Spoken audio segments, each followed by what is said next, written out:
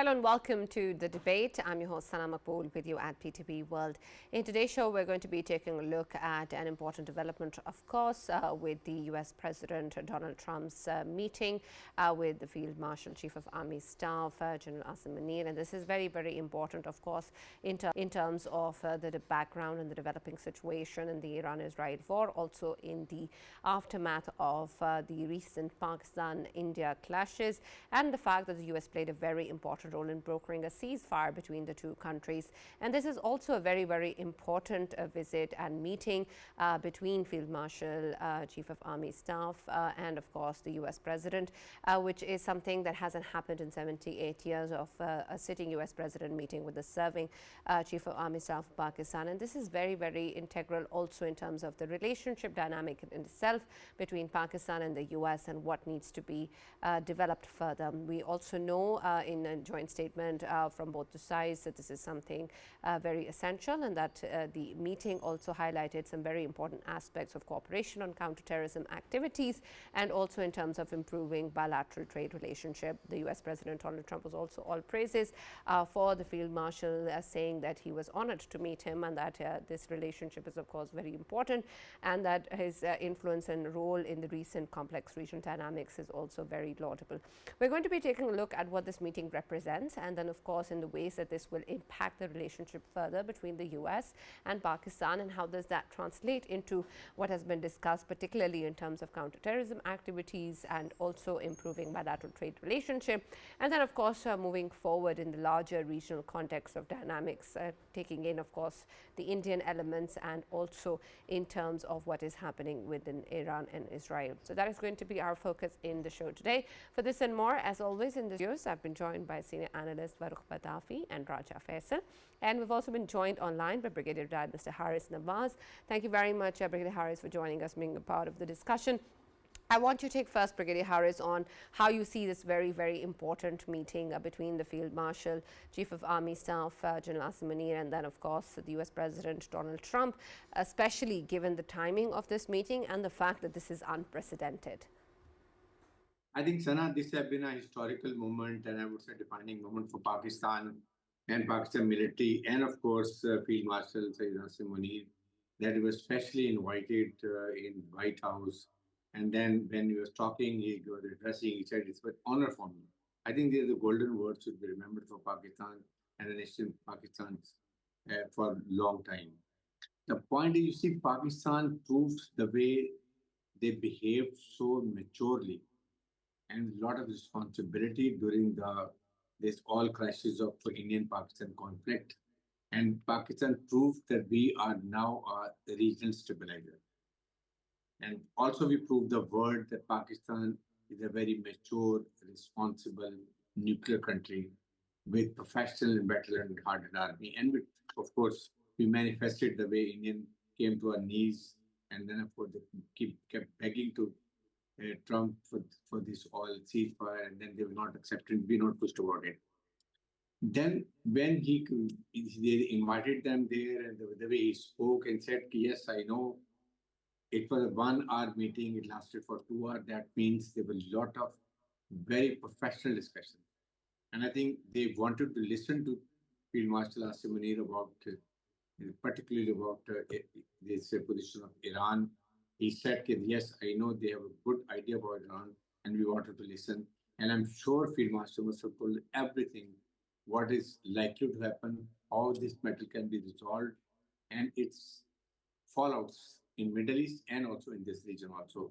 And that recommendation, Pakistan must have offered also that we might also try, we can mediate whatever American bond we have to play a role to de-escalate, we are ready for it.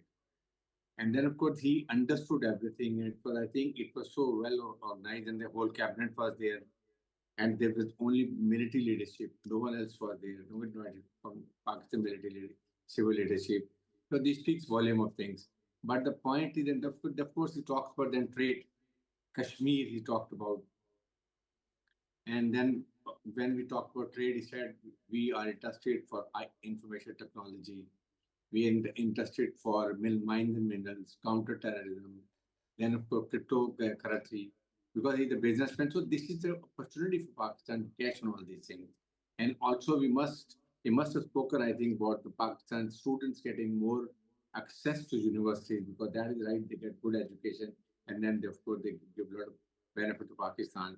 So, and about Kashmir, he spoke many times. Pakistan also thanks the way he supported Pakistan in Kashmir, where Kashmir was internationalized, and also I think that India is isolated. You must have thought they sending so much fake news that they have demanded that we need the air bases, we need the intelligence sharing, we want so many things. Whereas in Americans have 19 American assets in Middle East.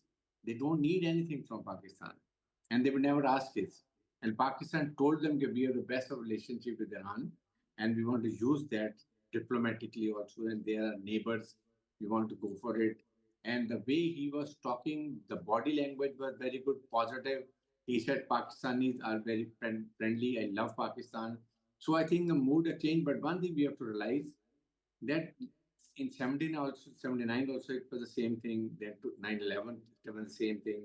So Pakistan has to maintain a balance. I'm sure Field Marshal Asim Munir, when he comes back, I'm good, somebody is going to brief our Chinese friend what has discussed over there, because Chinese never say that you don't be friend with Americans. They never pushed, but they are more concerned that Pakistan, China remains always friends, all weather friends, and that every time approved, and we can't afford it. So things have been very, very positive.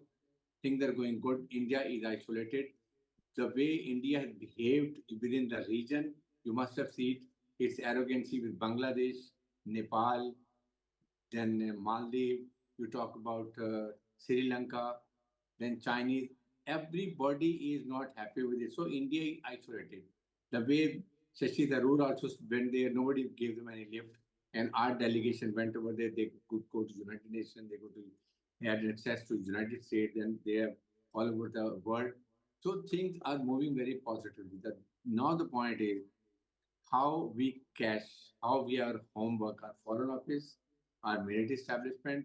We have to work all things. And I'm sure we must have talked a lot of things about counterterrorism, that how India is creating problems for Pakistan in Balochistan, and then also supporting TTP from Afghanistan.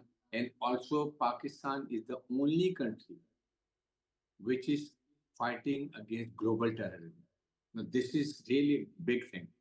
And this Americans are recognizing the way we supported Americans. I wanted to get hold of Shirifullah. We fought and we handed them over.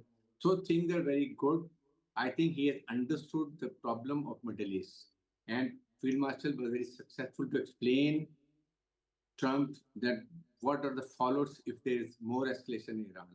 And you must have seen now the statements of Trump are totally different. His body language is different. And I think he is now talking about, no, I didn't sign any document for attack. I still am thinking, and I can even surprise Iran what I'm thinking about Iran. So these are all positive statements, and we should hopeful that the de-escalation is going to come. Tomorrow we have foreign ministers of, I think, Britain, France, and Germany. They are getting in Geneva, and foreign minister of Iran is also going there. So they are going to discuss it out. On Saturday, we are having Islamic OAC conference. So things are moving positively. Let's hope something better is coming out. Right, absolutely. Brigadier Harris, there's also, of course, the ways in which we have seen this relationship and this meeting in particular being looked at from the Indian side. And that also includes of fake news propaganda that has been released with regards to claiming that the US President Donald Trump has asked Pakistan for bases, which is, of course, absolutely false. And so I want your take in terms of how India is really taking a look at this situation. And is it that they're still not able to digest their recent defeat? I think they're very clear. We all understand India is now really isolated, and they can't believe what Pakistan is now become a regional civilizer in this region. And Americans are highly disappointed with Indians. They have made a quad, then they have got a U2I2, and India could not deliver because they realize Indian leadership is so weak. They have no acumen. They only talk, they show their arrogance, and they don't listen to Americans. And then, of course, their military is untrained, unprofessional. They can't deliver the way Pakistan and sorted them out, being a small country, but we played hell with them.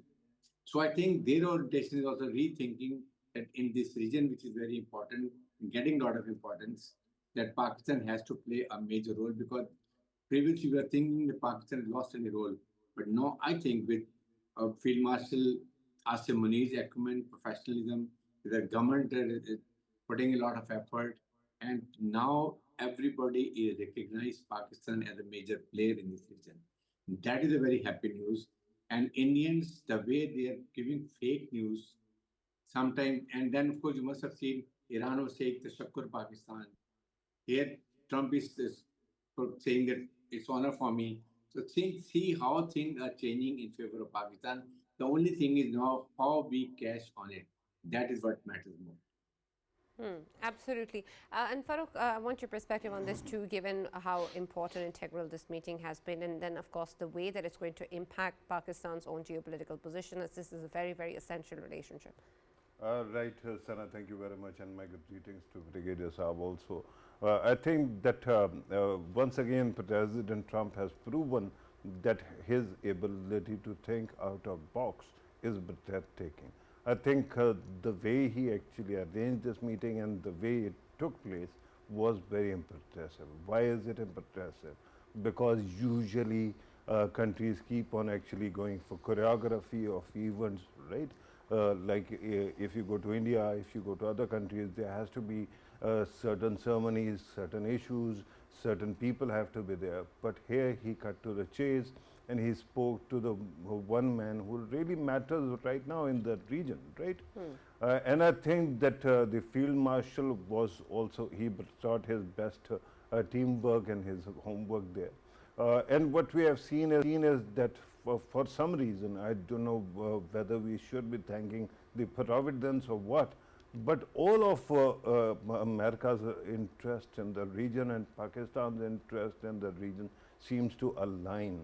Why would that be? Afghanistan, Pakistan, war on terror, fighting terrorism, both countries need Afghanistan to keep whatever is happening inside Afghanistan, not allow their territory to be used against any other country.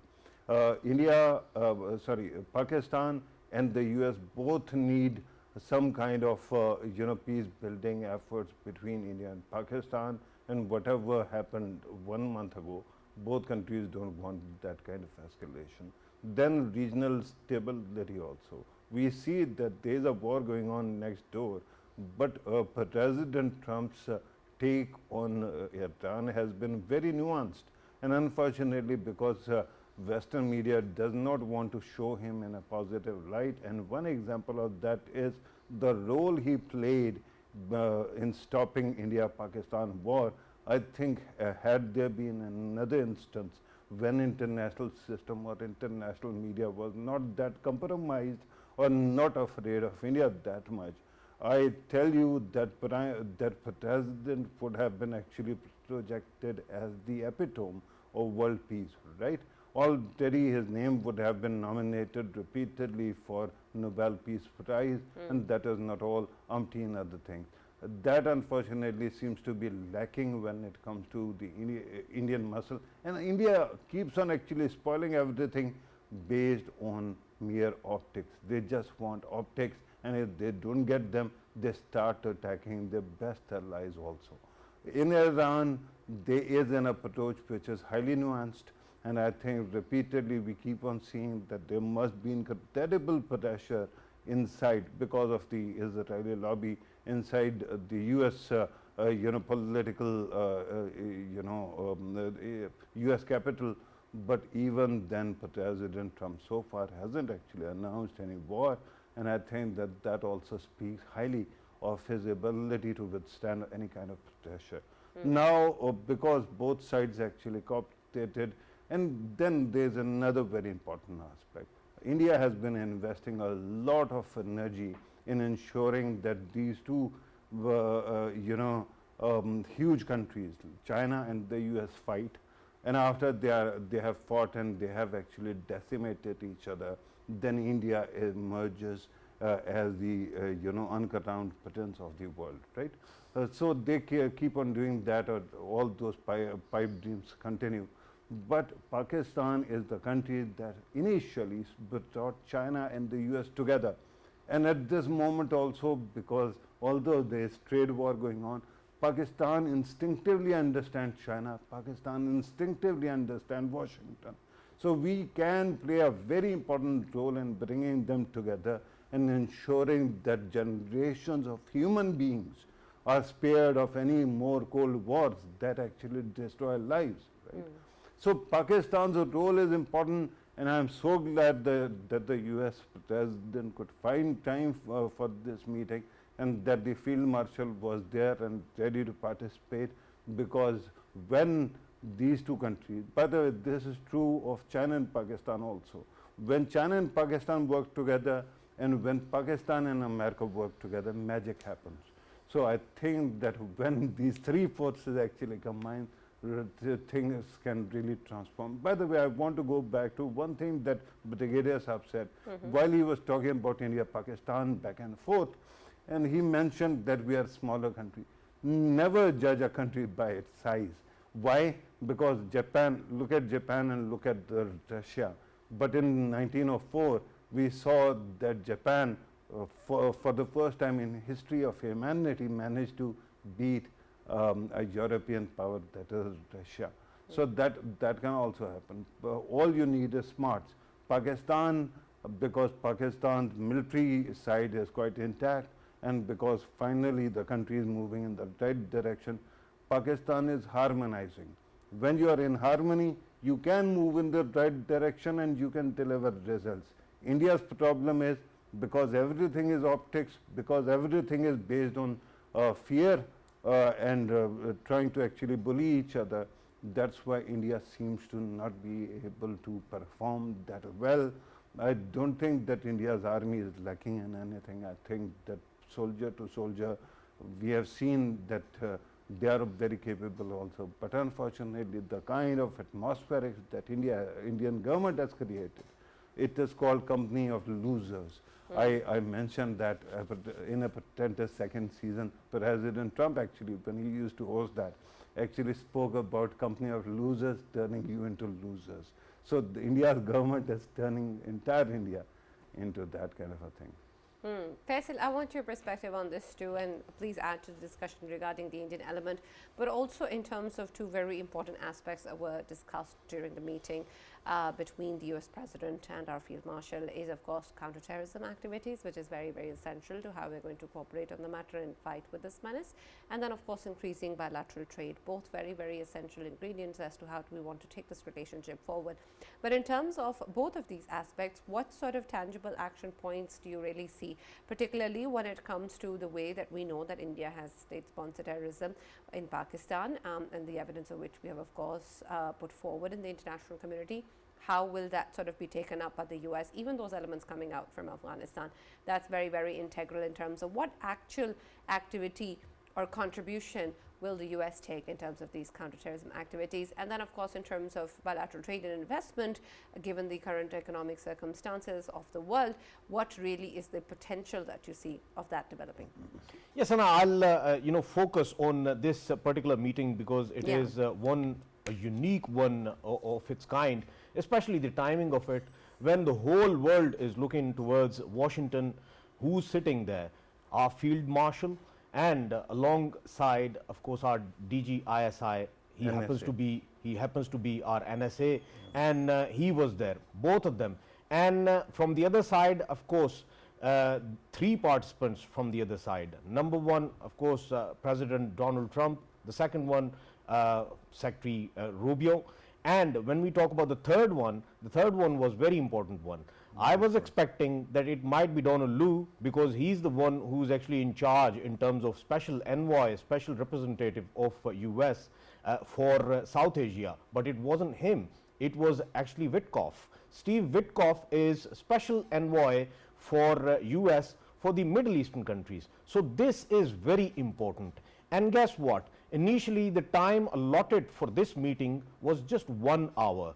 It was just the 1 hour luncheon which was actually offered, and it lasted for 2 hours and 17 minutes.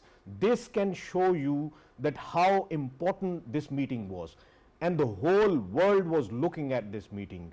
Whole Middle East was looking at this meeting, because every country in Middle East is concerned about whatever is going on in Middle East today. And if we look at what was the sort of content of this meeting, what I'm hearing and what my further assessment is, of course, the 1 full hour was given to Pakistan's concerns related to India and how India is financing terrorism and facilitating terrorism that is affecting Pakistan, especially it is affecting Balochistan.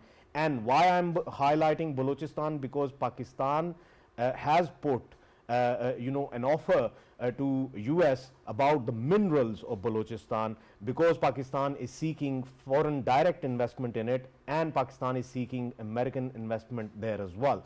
And when we talk about further cooperation between both of the countries, of course, Pakistan and US has committed to it and highlighted that there are many aspects where we can contribute and we can cooperate further. When we talk about, of course, development sector and bitcoins and minerals and the fields of education, all of these aspects, they were highlighted in there. Emerging technologies, artificial intelligence, tech transfer to Pakistan, that has been part of it. The first 1 hour was just related to that, and the next hour and 17 minutes, I am obviously suspecting and expecting that it would entirely be about the Middle Eastern situation. And of course, when it comes to the solution, Pakistan since 1967 has a resolve for the world. Pakistan believes that OIC's resolution, which was passed, and Pakistan still stands with it, and that is about the position of 1967 of both of the states. In them borders, of course, Pakistan accepts both of the states. Pakistan can accept Israel, Pakistan can accept, obviously, always accepts Palestine. And when it comes to the solution, the ultimate solution is the two-state solution. What we are seeing today in terms of Iran and Israel, it has everything to do with Gaza, it has everything to do with Palestine, and the whole Muslim world is concerned about Palestine. That is why it is happening there. And if we overall look into this particular meeting, the outcome of this meeting is that the statements, vague statements or vogue statements, which we were coming across since last week, and throughout the last week we were hearing about America is going to jump in, America is going to jump in. I think that is not going to take place anymore now. Reason being, as you must have seen, that President Trump, when he came outside, when he was addressing to a presser, he simply said that it was great meeting with the Field Marshal and his associate. Reason being, they are the ones who know Iran better than we do. So this was the actual essence of the meeting. So it means that Pakistan has successfully convinced US to rethink about their resolve about Iran. And when it comes to Iran, of course, they have to sit down with Iran, and Pakistan can facilitate it. And I am expecting that Pakistan is going to play an excellent role in coming days. Reason being, Pakistan does not want another conflict on its borders, and US, of course, it knows about it as well. That is why we have been listening to President Trump even highlighting that Pakistan has concerns about this war, and this concern is not only of Pakistan, it is of the whole Middle Eastern countries as well. So to me, Pakistan's Field Marshal not only was representing Pakistan there, but he was representing all of the countries of Middle East. And it was a matter of pride for Field Marshal to be, of course, representing Muslim Ummah, representing Pakistan and the Middle Eastern countries at this hour of huge concern. And to me, I think this is going to shape up very nicely in coming days. Reason being, the ultimate solution of this whole chaos is ceasefire, and the talks, and the talks which are very responsible talks, and Pakistan has a great role to play in it. Absolutely. Brigadier Haris, I want your perspective on this as well, given the fact that we understand the ways in which the recent influence of the US administration has been in brokering a ceasefire between India and Pakistan. It is, of course, essential to understand whether or not there has been a shift in terms of the strategic or geopolitical importance of both of these countries in the eyes of the US. I think there has been definitely a shift the way he invited Field Marshal Asim Munir. And also, they have shown a lot of interest in Pakistan. They have shown a lot of interest in trade. And when you have a trade, when you have interaction military to military, government to government, then there are so many things, they automatically they get interacted, and then you are getting close to each other. That's more important. But the point is, it depends now how Pakistan prepared the case, and number two, how we give all concrete proof to the American administration what India is doing global terrorism and doing terrorism and financial terrorism in Pakistan, because that is what is very important. Pakistan is the only country which is fighting global terrorism. And I'm sure Field Marshal Asim must have told American that how much we are facing difficulty in this regard and who is creating problem for us. Because initially they used to blame Pakistan, that Pakistan is doing terrorism, but now, and everybody used to think that Pakistan is really doing it, but now everybody is realizing that it has shifted to Indians. India is doing global terrorism, India is doing financial terrorism, and India is doing again this terrorism in Pakistan. So how we should prepare a barrage of dossiers and all information, because now is the time when we have interaction with them, we must tell them. And also in terms of trade, that is very important. And along with that, our political government, foreign office has to work out the details how they're going to now interact with the political government of Pentagon, particularly State Department. That is important because the way his body language was there, that was very Absolutely. good. And second thing, Absolutely, Brigadier Saab, we'll just take a quick short break, and we'll come back after this news story, and then we'll finish our thoughts. Also, China and Russia gave a very strong statement that the de-escalation of Dal, Americans should not involve there. American president body language is good. I think things looks getting better, and there might be de-escalation. And because of the visit of Field Marshal Asim Munir, things looks changing up. Because I have seen after that, he has said the Iranian people do not know what I'm going to do for them. But that, it looks to me, very positive report. And I think things are getting better because from everywhere, there's a lot of criticism that Americans joining this war, particularly going for that Fardud area where they feel that they are going to use daisy cutters and then the bunker busters. They're going to go for the deep effects. But otherwise, Iranians have to be very careful that they should never ever go against any American assets in Middle East, because that will be the best opportunity for Israel to push American into the war. Because as long as Iranians are attacking Israel, I think that is enough. Israel is a small country, and Iran is a very big country with a lot of land mass. So even 20 missiles coming to Israel going to play hell with them. And that is what they're worrying them. And they're again and again now requesting Americans to come into this war. So I think Iranians should be very careful, and they should not annoy any Middle Eastern countries and also Americans and also British assets which are there. So I think that is very important.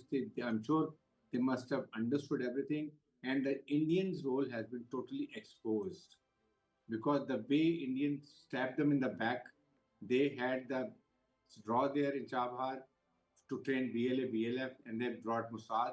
They got together and got all information of their military leadership, their scientist locations. Then they smuggled all these drones and such things. They assembled them there, and they targeted all the positions. And now they come to know that who are the friends and who are the enemies. I think that's why the Iranians are saying, Shakur Pakistan, the so-called Pakistan. So I think Pakistan's role has been tremendous in this particularly so far, and they were very loud and clear. But I still feel the OIC, the role should have been more proactive, and let's hope on Saturday something special resolution passed with. Thank you very much, Brigadier Harris, for joining us and sharing your views on the debate and talk to us about this very important dynamic. And of course, this is essential in the ways that we're going to look at this and move forward. You wanted to add something to the discussion? Yes, Sarah, one thing that is quite interesting is that since President Trump has come back to power, whenever he meets, in the end, there's a treat, and he gives that treat in the shape of visit to the Oval Office, right? So every time he's happy with someone, he would actually invite them over to the Oval. Otherwise, they would be sent home packing, right? And the Field Marshal and the NSA were invited over to the Oval Office. So that would show you that something positive really materialized there, right? This is one aspect. I wanted to correct something that Faisal said earlier. I think he was forgetting the exact words. He mentioned, President Trump saying that Pakistan knows Iran better than us. I believe that exact language was that Pakistan knows Iran better than many other countries, and it knows Israel well as well, but it knows Iran better. And my humble submission is that when our army chief goes anywhere, we shouldn't be expecting him to be the conduit of the regional politics rather than Pakistan's national interest. So my humble submission is that Pakistan actually conveyed what it had to convey, what its understanding was, what exactly was asked. But whether President Trump is going to take one position or the other, it is up to him, because I think that even now, as we speak, there are deliberations going on, because the Israelis are persistent, and they keep on asking for bunker busters, and now the story has actually escalated to demanding a nuclear strike, because Fordo that area seems to be very deep in mountains.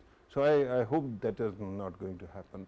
But my own humble submission is that we should be seeing everything through the prism of Pakistan's national interest and Pakistan's capacity to build its power and be useful to most of its allies and neighbors, and I think Pakistan is going to do that, right? Indian propaganda continues churning stupid stories, but nobody now believes anything that comes out of India's literally the idiot box. So when that comes, whatever we say actually automatically is accepted. I think that in coming days also you're going to see Pakistan is going to play only constructive role, nothing destructive. Absolutely. Faisal, I want you to add to this, and in particular, of course, the ways in which that US influence can exist in resolving the long-standing issue of Kashmir. Yeah, obviously, Sana, when we talk about Kashmir, Kashmir is something, of course, it was highlighted at that time that America would be playing its role. And if we, take yesterday's example, of course, Prime Minister Modi, he wasn't invited to Washington. Then at least he, over the phone, he had a half an hour talk with, of course, President Donald Trump, in which he kept on saying that we did not invite anyone, we did not want anyone's help to, of course, resolve our issues with Pakistan, and we don't want anyone else to come to resolve Kashmir issue. But one thing is for sure, the day they wanted a ceasefire from Pakistan side and they wanted Pakistan to accept a ceasefire, then they were begging the Americans, and at that time Americans, of course, they assured Pakistan as well that America will be playing its role in terms of resolving this issue. And now in this very meeting, of course, this has been highlighted that lifeline, the water, IWT, of course, Pakistan will never be accepting unilateral decisions made by India, and it is directly attached with the Kashmir issue, and Kashmir issue and Indus Water Treaty, both of them, they will be of course resolved, and as it has been previously highlighted as well, and it was stated by the Chief of the Army Staff and Field Marshal Sayyid Asim Munir, that anyone of course omitting or disturbing IWT, it would be taken as an act of war, and that will be retaliated. And of course it US now knows, and Donald Trump knows about it, that this will be considered as an act of war, and he will be playing his role in Pakistan, because he knows that Pakistan is fighting against terrorism.